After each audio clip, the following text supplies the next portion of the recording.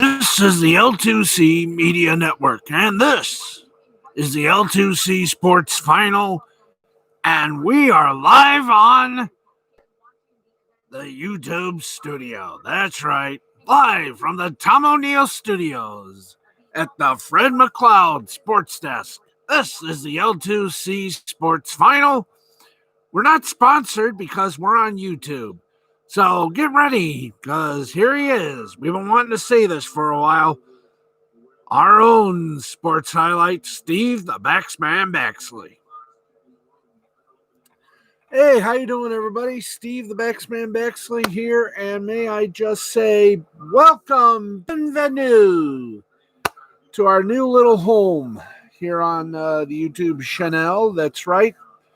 We are live streaming, kids, on my YouTube channel, Lugnut6, by the way. Yes, it is the home for the somewhat popular Steve Baxley Has Something to Say, and I know I've got a major backup of that.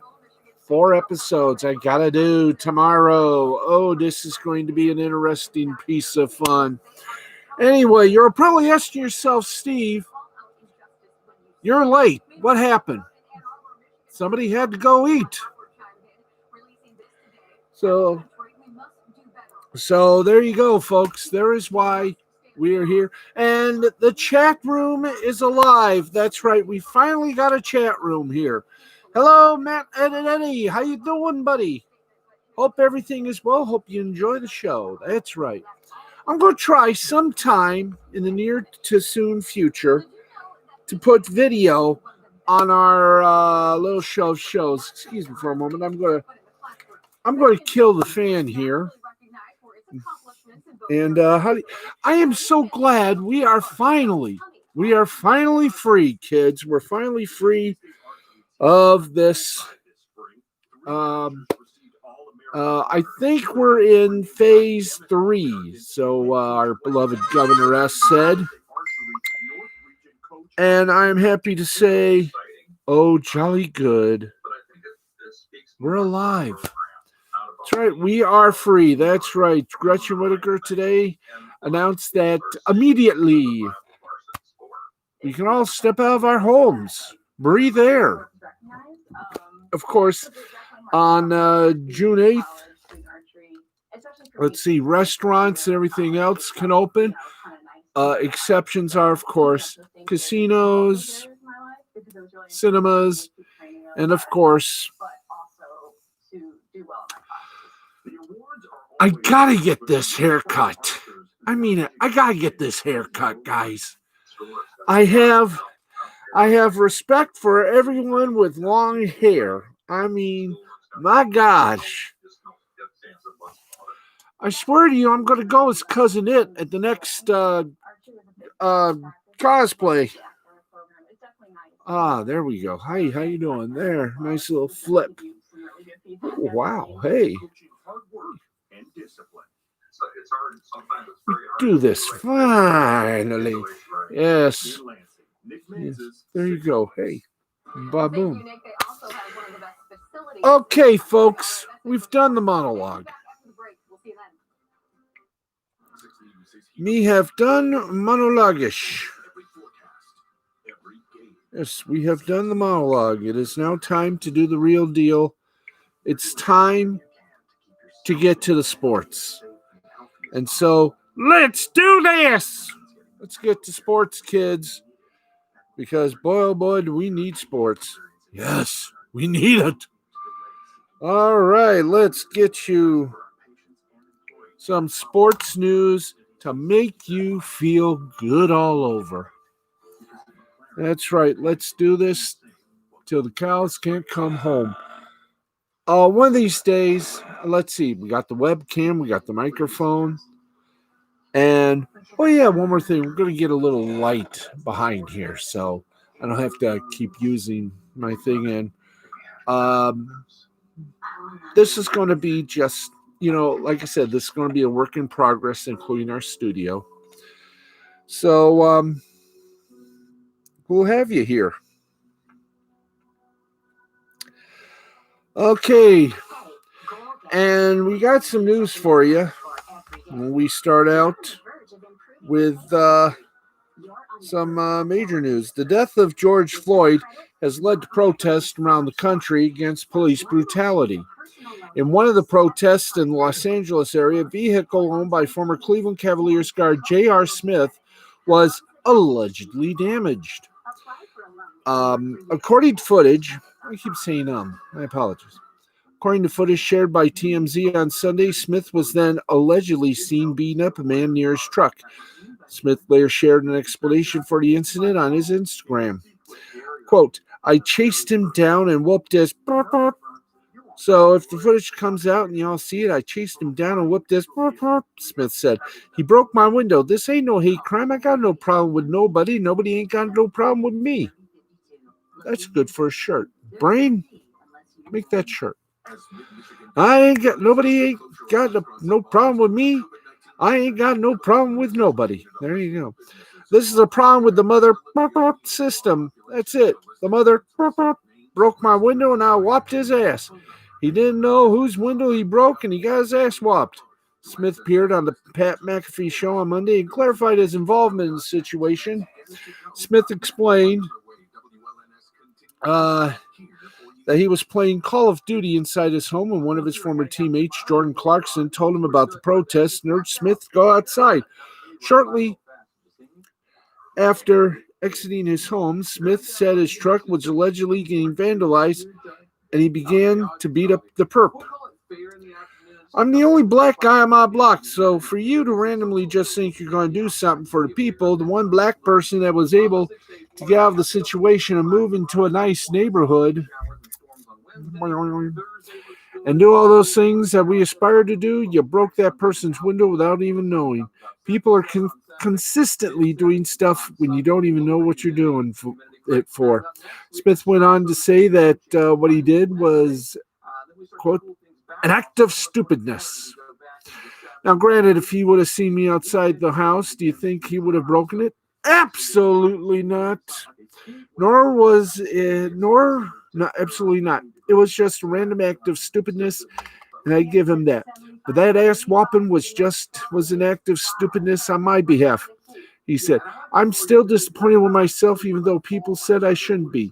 I'm 34 years old. I have 4 little girls at home. Regardless of the fact whether it was right or wrong, I don't want them to have the image of their dad being capable of doing that. Wow. Smith has not played in the NBA since November 2019 when he was phased out of the Cavalier rotation. The veteran guard was waived by the franchise in 2019 and is yet to sign with another franchise. How much you want to bet he gets signed after this? I will guarantee that. I'll guarantee that, boys and girls. I will do so. All right, let's keep going. We have no commercials, unlike over on our other home. We're doing this experimental. If everybody likes it, it'll be permanent. Okay, Major League Baseball. You know, they're still trying to put it on. That's right, and I love them for it. Major League Baseball owners on Monday reportedly made a major shift in their negotiations with players on the structure of a 2020 season. ESPN's Jeff Passan reports that Major League Baseball is now willing to honor the March Accord, in which players agreed to prorate their 2020 salaries based on the number of games played, but are also angling for a much shorter regular season, in the neighborhood of 50 games.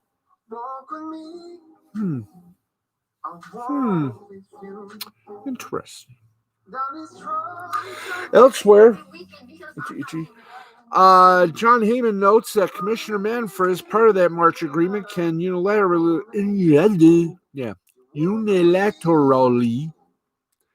let's try it again, unilaterally, hey, we got it, impose a regular season of any length, so as long as prorated salaries are paid and so long as bargaining has been deemed good faith in nature. Can I get an amen from the choir? Now, throughout recent negotiations, Owners have been insistent that players agree to further lower salaries in response to the strong likelihood that fans will not be in attendance for at least part of the 2020 season, the start of which has been delayed because of the ongoing COVID-19 pandemic. That's true. That's true. Players consider the matter of compensation to be settled since, as noted in March, they agreed to the prorated salaries. Major League Baseball, however, saw in that agreement the latitude to reopen negotiations. Can we hear the Godfather theme, please? No, because we don't have the rights to that song, but we can do it on kazoo.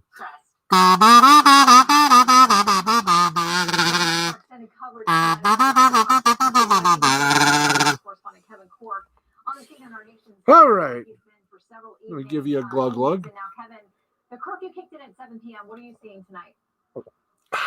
Yeah, a very different scene than we saw last night, obviously. But I just want to share what we're seeing right now. I'm just a little bit north of DuPont Circle. I want to stand out on the camera and show you what's happening behind me.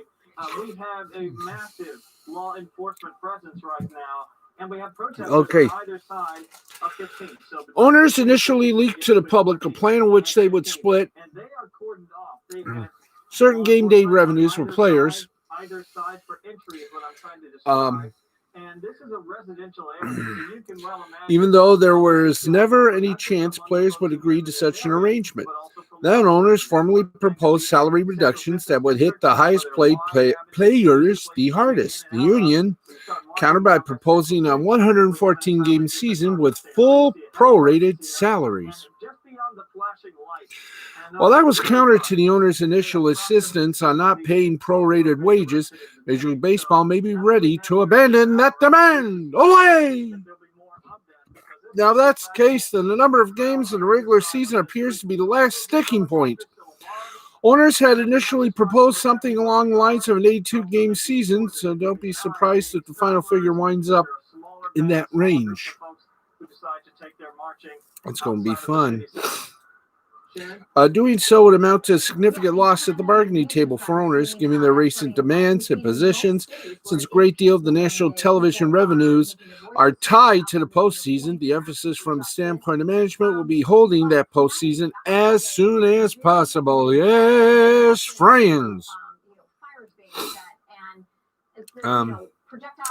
So as to reduce chances of the season being scuttled by a second outbreak of COVID-19 in the fall, and for as long as possible, as had been credibly rumored throughout an expanded playoff field, seems highly likely. And the potential step forward in negotiations a clear sign yet that agreement is likely. Oh God, let's hope it is.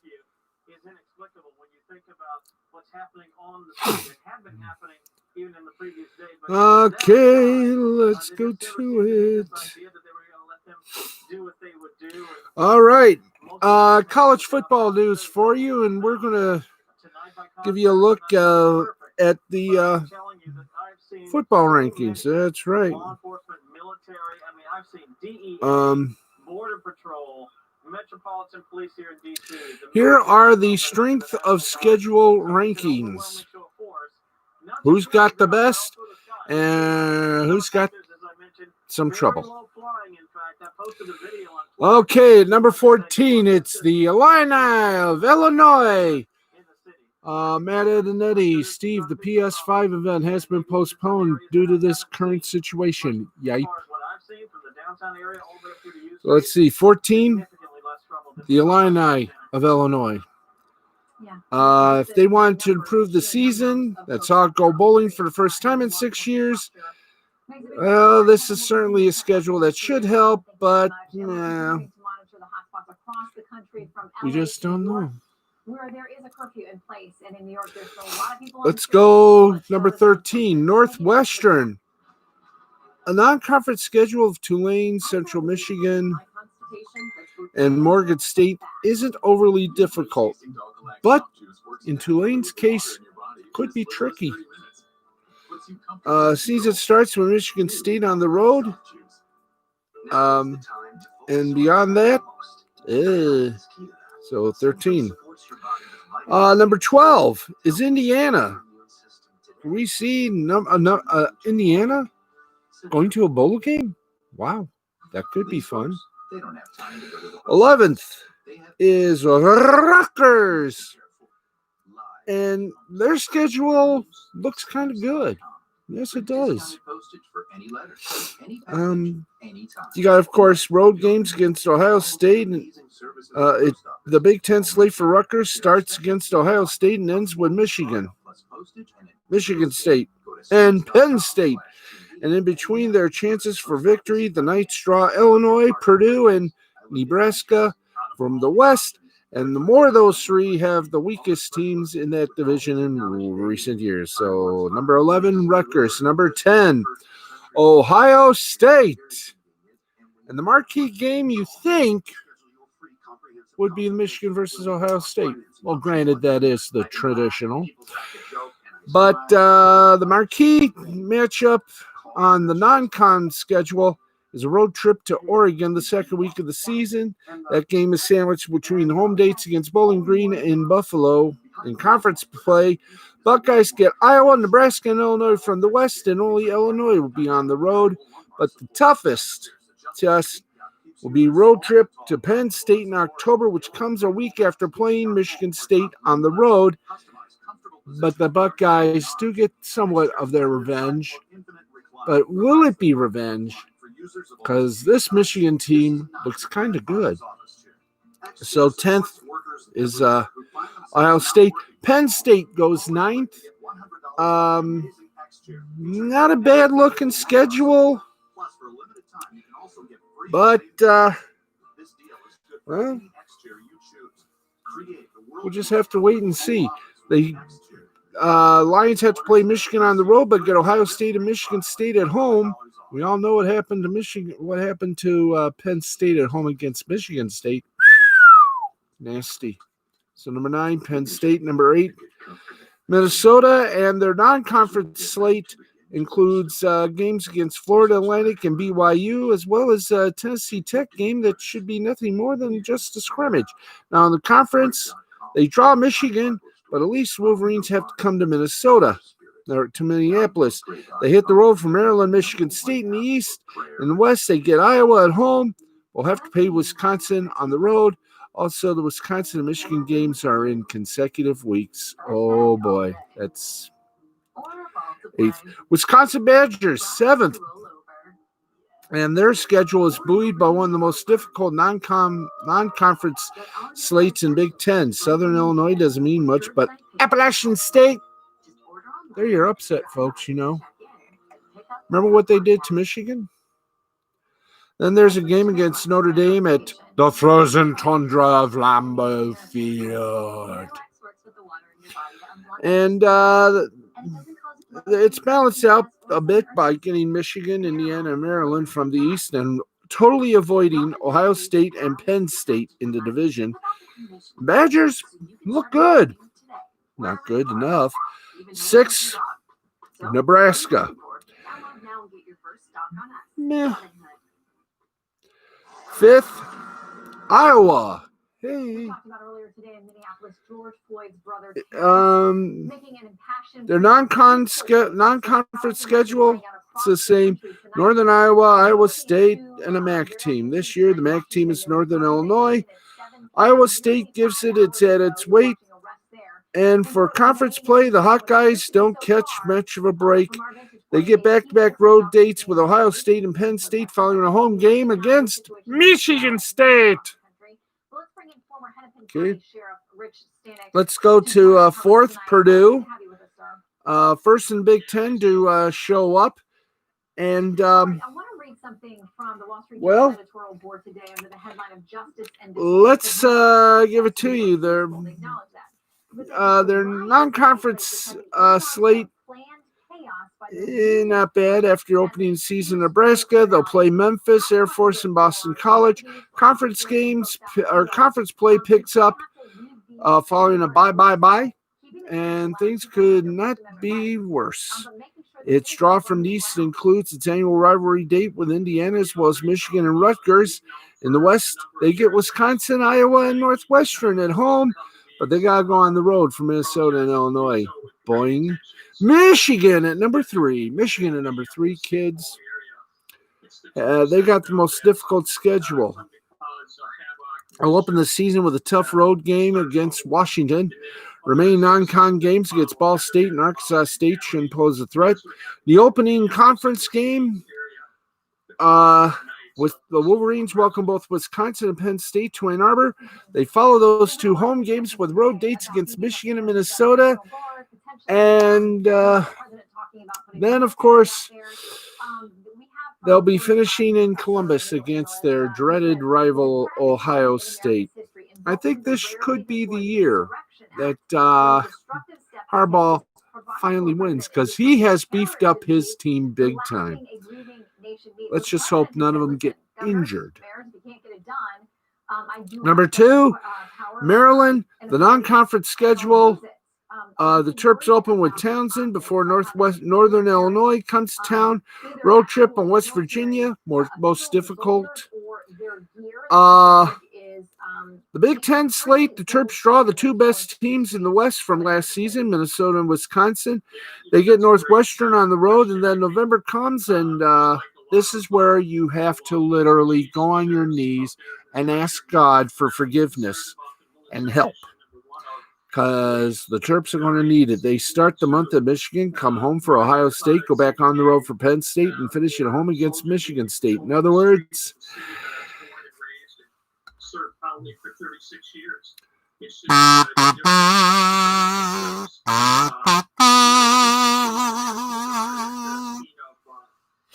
play taps. And that means only one thing. That's right. Michigan State under new head coach Mel Tucker. And his first season, it was going to be difficult because of his late arrival and then spring practice being canceled. Then there's the schedule. No pushovers. Mel Tucker, I like this guy. He's no nonsense, no BS. Non-conference road trip to BYU, followed by home dates with Toledo and Miami. Pieces of cake in Toledo and Miami of Florida. Conference play, the Spartans play every team that they could be, that the Big Ten could throw at them. In October, particularly brutal as it includes Michigan, Ohio State in consecutive weeks, sandwiched between games against Iowa, Indiana, and Minnesota. There's at least a bye before a road trip to Penn State, but I think Michigan State can handle it very well. So there you go. The strength of schedule prefers Michigan State at the top of the heap. And I don't blame them. You gotta love heaping tops. All right. We get to do this. Why? Because it's our honor and our duty to do this. By the way, 45-minute show. That's right, 45 minutes. And, whoa, hi there. We got some good stuff for you. And here's the good stuff tonight. Thank you so much for joining us tonight, sir. How you doing? Tonight, friends. Can we do we have? Yeah, let's take a look, okay? Tonight on Arcata Law Channel here on YouTube, it's Lost Blaney the Interwebs with, of course, the man, the myth, the legend, Nick Ricada. And tonight's somewhat subdued edition as Ricada Law tackles. Hi there. Let's see. Do we have? Do we have? I don't know if we got. Let's see.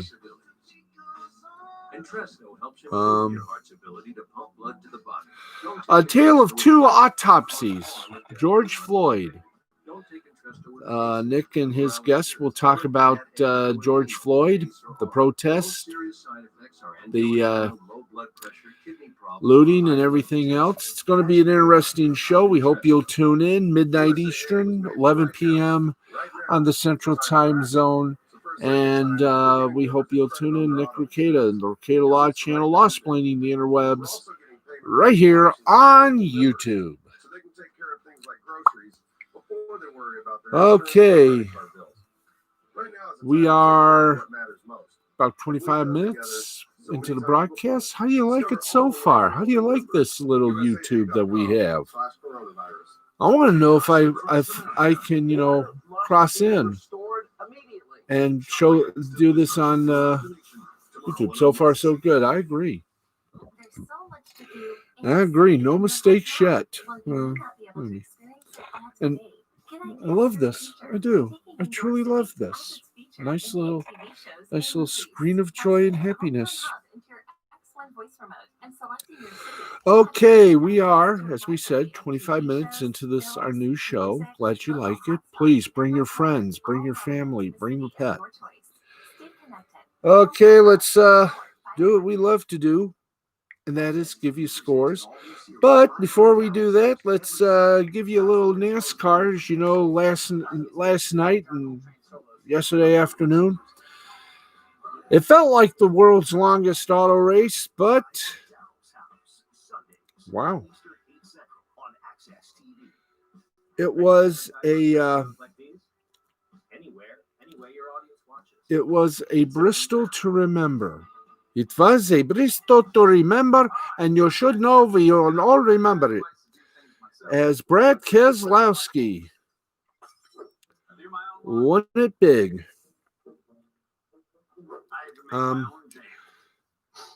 Providing exactly the kind of wild finish that has made Bristol Motor Speedway one of the most popular venues on the NASCAR Cup Series, Brad Keselowski was in perfect position to take advantage of hard racing in the closing laps, and he earned the victory in Sunday's Food City Presents the Supermarket Heroes 500. With 2 laps remaining, race leaders Joey Logano and Chase Elliott collided in front of the field, and Keselowski's number 2 Team Penske Ford rallied on to take the lead and earn his second win of the season, holding off fellow Ford driver Clint Bowyer by 0.471 seconds. Bauer joked about the race. Joked after race, I wasn't going to have a problem apologizing to Brad for dumping him at the end. End quote. Keselowski seemed almost surprised as he was satisfied by the ultimate positive outcome. He had been fast all day, even when he wasn't leading, but all 3 of the late race leaders, Hamlin, Logano, and Elliott, crashed out inside of 10 laps remaining. 7-time NASCAR Cup champion Jimmy Johnson finished 3rd, followed by Kyle Busch and his Joe Gibbs racing teammate Eric Jones, Austin Dillon, Kurt Busch, William Byron, rookie Christopher Bell, and Bubba Wallace rounded out the top 10 on a day of high action and drama. And there was no lack of motivation at the front of the field and plenty of cars who showed the way there. Bring me the way there. Keselowski started at pole position. His 115 laps led was second only to Hamlin's 131 laps out front. Keselowski certainly set the early pace up front and consistently ran among the top 10 all day. He had trouble hitting the restart, so he says correctly, as the race went on, and conceded he got frustrated. But in the end, he was exactly where he needed to be to hoist the trophy. With less than 10 laps to go, Hamlin and Elliott were dueling at the front of the field for the victory before Hamlin hit the turn 4 wall with 6 laps remaining. Elliott and Keselowski's teammate Joey Logano took up the fight for a lead and ultimately collided into turn 4 wall, leaving a golden opportunity for Keselowski, who led the field right by. Bye.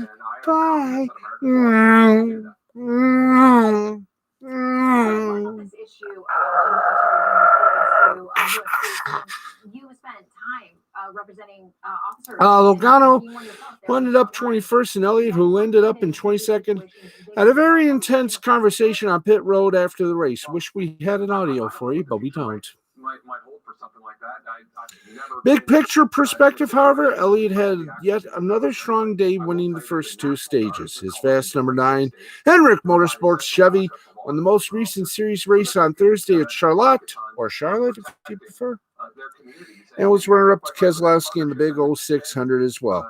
It was also a promising day for Kyle Busch, who had led only 14 laps this entire season, coming to Bristol, where he is NASCAR's all-time winningest driver with 8 Cup, 9 Xfinity, 5 Gander RV, and Outdoor Truck Series victories, and a partridge in a pear tree.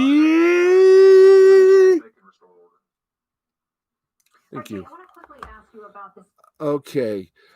He certainly turned in a great rally effort after being penalized for speeding on pit road early and falling as far as 31st. Methodically, he was good. And expertly, he worked his way forward to lead laps and show his number 18 Joe Gibbs Racing Toyota a factor in the outcome. Ryan Blaney led 60 of the opening laps and was challenging his Team Penske teammate Keselowski for the race lead when he hit the wall in lap 199 of the 500, and as Blaney's number 12 Ford came down off the wall, Ty Dillon's car, unsure of where Blaney's car was sliding, slammed into the front of it.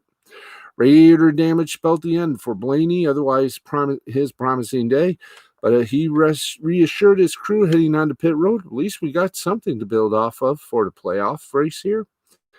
But a huge accident involving 8 cars in various capacities ended Ricky Stenhouse's day at his favorite track. Stenhouse ran among the top 10 for much of the early race and was among the front runners when he was caught up in a chain reaction accident. While slowing for Matt Kenseth in front of him, Stenhouse was nudged from behind by Johnson. Contact sent Stenhouse into the wall, and he collected half a dozen other 2020 race winners. Half a dozen others, including 2020 race winner Alec Bowman and impressive Sunoco Rookie of the Year candidates Tyler Reddick and Cole Custer, ending their day. In all, 17 caution periods for 102 laps. That's the most in a Bristol race since 2006. Not bad. Series moves to 1.5 mile Atlanta Motor Speedway for next Sunday's Folds of Honor Quick Trip 500 that you can watch at 3 p.m. on Fox, the big rock daddy of all sports. Or if you are so inclined as to listen to it on the radio and still watch it, you can do so on your Performance Racing Network affiliate. Or if you happen to have that lovely little Sirius XM satellite radio, you can tune in to NASCAR Radio. And then competes in another midweek special at the smallest oval on the schedule, Martinsville, on Wednesday night, June 10th. Now, you are probably asking yourself, Steve, what are the standings at this moment? I'm glad you asked. Shall I give you the standings of auto racing's best? Well, why not, I say, why not? And here we go. Whoa, hi there. Thank you very much. Let's give you some good exampleations here. Okay, let's stretch them out. Thank you. All right, Kevin Harvick, 370 points in first place. Joe Logano in second with 346. Chase Elliott with 325 points. In third, fourth place, it's Brad Keselowski with 315. Fifth place, Alec Bowman, 289. Is there a way we can stretch that out? Nope. Okay. Do I have? Oh, good. Hang on, folks. Alec Bowman, 289. Martin Truex, 280. Denny Hamlin, 276. Ryan Blaney, 8th place, 274. 9th place, Kyle Busch, 256. 10th place, Kurt Busch, 253. 11th place, Eric Amarola, 240. Clint Boyer in 12th at 232. Matt DiBenedetto in 13th at 230. Eric Jones, 14th at 228. Jimmy Johnson in 15th with 223. 16th place is Austin Dillon with 221 points. So there you go. There's the top 16 kids. But who gets the Beaver? Who gets the Jerry Mathers as the Beaver introduction? If you ever see the show, you notice he gets last billing. 37th, Gray Galding with 25 points, along with Reed Sorensen in 36 with 25 points. as well. So there you go, the NASCAR series standings. Yes. But to give you the total points, which we should have done, let's okay, now that was how the drivers do. How are they doing rank wise? We shall see now. Joe Logano, still the top bow wow with 2,022 points. Kevin Harvick in second with 2,021. Brad Keselowski in third with 2019. Chase Elliott in fourth place with 2018. Denny Hamlin in fifth with 2015. Alec Bowman in sixth with 2015. Seventh is Martin Truex Jr., 2005. Ryan Blaney in 12th place, 2004. Oh, excuse me. Sixth, seventh, Martin Truex. Eighth place, Ryan Blaney, 2004. Ninth place, Kyle Busch, 2002. 10th place, Clint Boyer, 2002. 11th place goes to Kurt Busch, 2001. 12th place goes to Matt Benedetto, 2,000 points. 13th goes to Jimmy Johnson, 2,000 points. Eric Jones gets 15th, 2,000 points. And Eric Amarola is in 16th place. This is total points with also 2,000 points. And there you go. There you go, folk. And the schedule looks like this as my lawn here decides to protract me. Okay. The Folds of Honor Quick Trip 500, 325 laps, 500 miles. You can catch the race on, of course, Fox and the Performance Racing Network. As well, Wednesday, it'll be the Blue Emu Maximum Pain Relief 500 from Martinsville, 500 laps, 265 miles. And there you go, right there. There's more to it, but we don't want to completely drive you insane with it. But that is your NASCAR report. And by the way, as I said, good news. Michigan is going to slowly, like I said, I think this is phase 3, 2 more phases, and we're free. But I'm going to say we're free. We're free. And for those of you who, like me and my mom, Mother Baxley, Mama Lugs in nickname, it totally ignored the governor's stay-at-home rule, but of course we wore the mask and kept distance, so we were very good. Okay, let's go from auto racing to what we call the good sports, which is the rest of the sports. That's right. We do this with good stuff here. All right. Let's get you with a little feetball. And the Armenia Premier League, Uratu over Ganzazar, 1-0. Uratu wins. In the Vysshaya Liga in Belarus, Minsk over Slutsk, 1-0. In Costa Rica, Premier Division class, Limon and Zeledon,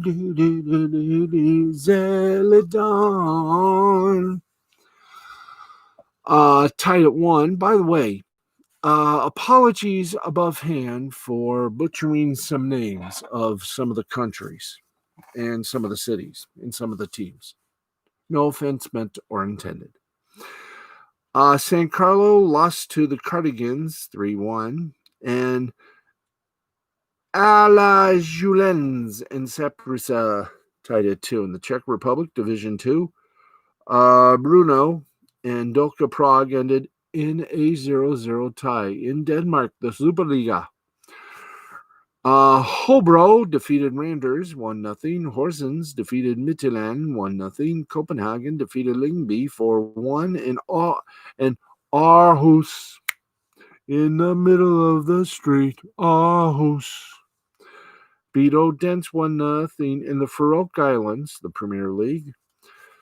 It was HB Torshavn against B36 Torshavn 4-2. Vikinger and Tvorny tied at 0. Runevik over Itrata 4-0. Kalexvik over Agir 6-0 in das Bundesliga. Leipzig over Cologne 4-2. In Israel soccer, it was Hapoel Kfar Saba and Bnei Yehuda in a 0-0 tie in the Lumit League, also in Israel. Betar Tel Aviv defeated Hapoel Bnei Lod 3-0. Hapoel Kataman over Hapoel Akko 1-0. Hapoel Petah Tikva over Nazareth 4-2. Hapoel Ramat Gan over Hapoel Afula 1-0. Hapoel Aroni Rishon and Ashkelon ended up in a 1-1 tie. Maccabi Petah Tikva defeated MS Kafir Qasim 3-0. Hapoel Alfam and Nof Hagalil tied at 1. Ramat Hasharon defeated Shakhin 2-1. Lithuania, Sudova over Kanuno Zalgiris 1-0. In Serbia, it was Kolubra over Metalak 3-0. Turkmenistan, oh boy, this is going to be fun. Nabitsi and Eskapat tied at 1. Alton Asir, I wonder if this team's related to Alton Brown. Alton Asir over Energetic 6-1. In Turkmenistan, the Youth League, Ahal lost to Kopadag Azgabat 1-0. In club-friendly action, Njarvik and Afturdaling tied at 2. Vikinger Reykjavik over Sejarnen 4-3. And KR Reykjavik and Keflavik ended up in a 1-1 tie. And finally, club-friendly women's section, Hafnarf Jordur lost to Keflavik 1-0. Wow. What majesty, kids. What majesty. All right, let's get you some baseball scores. Yes, we do have baseball scores. And we do a pride. Let's give you yesterday while we're still young. There were no games yesterday. So what games are today? Well, we got some games for you. In the Japan NPB preseason, rip them up. In the first inning, Chibalati Marines and the Nippon Ham Fighters scoreless.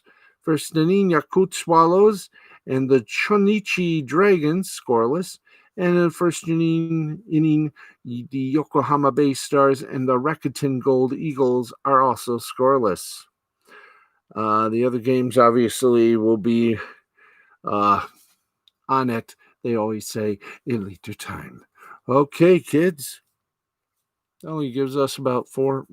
Now because of our lateness, we're going to go 4 extra minutes. So just to make that awfully nice and sweet of us. Yep. We're learning as we go along.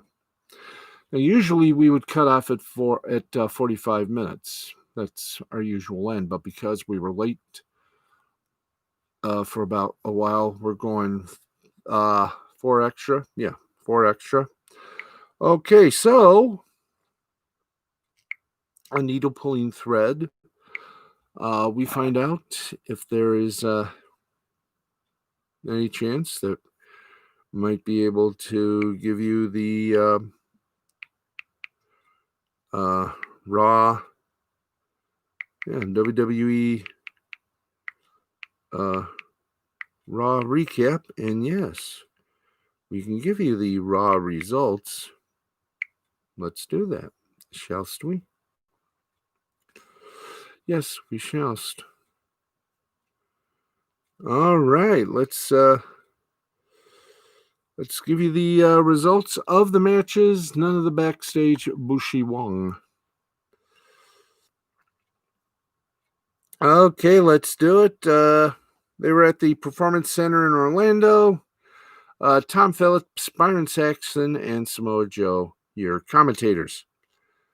To avoid the BS, let's just get you all the wrestling matches. Seth Rollins took on Aleister Black. And, well, this match went on and on and on and on and on and on and on and on. And Black got the upset win over Rollins. Wow.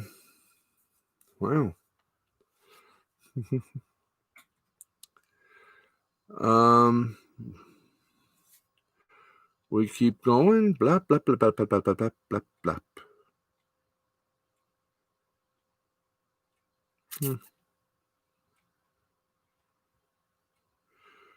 Anyway, here we go.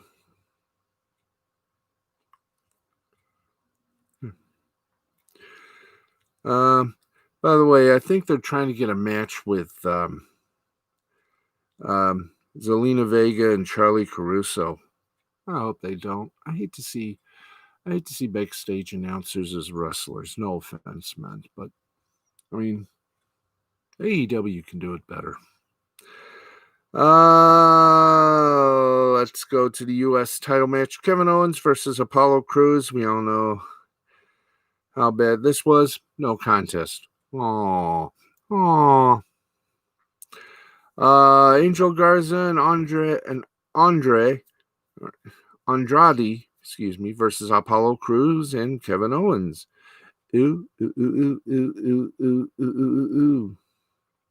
Apollo Crews and Kevin Owens won that one. And let's go to the Billie Kay versus Nikki Cross. Whatever happened to her, anyways? And the winner of that is Billie Kay. Yahudi. Nia Jax took on Kairi Sane, or as some would like to call her, victim number 3. And let's see, Nia Jax won that one. And, wow. Who's going to be in the Hall of Fame? Yes. Well, who knows? Asuka versus Charlotte Flair. This went back and forth, up and down, in and out. The winner by count out, Charlotte Flair.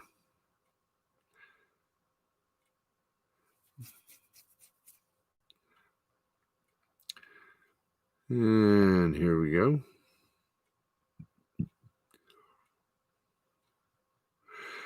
Drew McIntyre took on MVP. Drew McIntyre wins. Why is MVP still wrestling? Comic effort? I don't know. Anyway, that was Raw, folks. Okay. We're going to now do what we do best, and that is the shout-outs, and then we say our nighty nights. And this first show here on YouTube will be done with the greatest of ease. We say hello to Tony Pickrell, Ricky Pickrell, Michael Pickrell, and Yvonne Pickrell. We say hello to Brenda Dixon, hello to Angela Peterson, Christina Peterson, Jay the Brain Man, Anne-Marie Mann, Yuki Tanaka, and of course, Matthew Nichols, Jerry Nichols, Nancy Nichols. We also say hi to Brenda Gominski, Stuart Wilkinson, Amy Hayes, Frida Hayes, and Morris Hayes. Frida and Morris celebrated a wedding anniversary. Wedded bliss has always been a key to life. And to those two, may they have a long life and a long and happy marriage. And they should. So happy anniversary and many more still to come. You lucky kids, you. Maria Lou, how are you? And we also say hello to Stacy Hayes. Bobby Langford, hi. Matt Zivich, hello. Alan Oberoff, hi. Truth Martini, hello. Soraya Fidel, Crystal Hart, Chris French, Chris Lewis, Kimberly Wells, Eric Coulter Sr., Robert G.R. Monk, Monica Cram, Gary Cram, Casey Ann, Samantha O'Neill, Samantha Phillips, Marley Arthur Wiley, George Templeton, Marley Arthur Wiley, Jeff Rollo, Insapod, Blind Lemon, and Blind Lemon. I know his cousin, Blind Melon. Nellie K9, Mrs. Nellie K9, Dwight and Myra Duhan, Harold Robbins, Manuela Marchiagi, Michael Sparks, Sandra Douglas, Vanessa Douglas, Sabrina Kyle, Andrea Isom, Alex Sims, Audrey Dahlgren, Nick Mentis, and all my friends over at WLNS Channel 6, Chad Nappy, Silver Harapetian, Jessica Hall, Roman Ronan, Patty Riley, Keith Godwin, Brian Mann, Linda Miller, Betty Osterhaus, Joseph Radcliffe, Rigo Flores, Michelle Townsend, Susan M. Harold Bickford, Paul Kowalski, Richard Kennedy, Wesley Snell, Jeremy Coates, Arlene Boyd, Morgan Dunlap, Randy Sheets, Daron Siles, Paul Anthony Slowinski, Dale Sankey, Christopher Parham, Alabama Cole, January J. Keaton, Claudia Trejos. That's right. January J. Keaton, Claudia Trejos. We also say hi to Kellyanne Collins, Mandy Summers, hello, and a lot of Winters. We also say a great hello and simple wow to Courtney Lynn Elwood and the folks at Dorothy Malone, Best Singing Group. And, oh boy, I tell you folks, got a lot of people say hello, and we always end with my friends from the equally charming group known as Twitter. And of course, we always say, hello, Casey Lennox, Beth McLeod, Ivy McKellen, Kate Carney, Wayne McMillan, Jill Arrington, Mandy Summers, Peter Gilmore, Wyatt Holiday, also Lena Gwynn, Lucy Nolan, and all my friends on Twitter, Facebook, and Instagram. That's right. Folks, we are done for the night. And this has been a great debut here on YouTube. We want to thank all of you for watching, and we will be back on the air tomorrow night, 11:05 p.m. on the East Coast, 8:05 p.m. on the West Coast. Good night. For those of you who have a favorite sport, may your favorite team in that sport always be winners. Good night, America, wherever and whomever ye may be. This has been a presentation of Mystifying Creativity Productions in association with the L2C Media Network and L2C Sports. We will see you tomorrow night. Have a good run. Good night, everybody. Be good to yourselves, be good to the world, and the world will always shine a smile. Good night.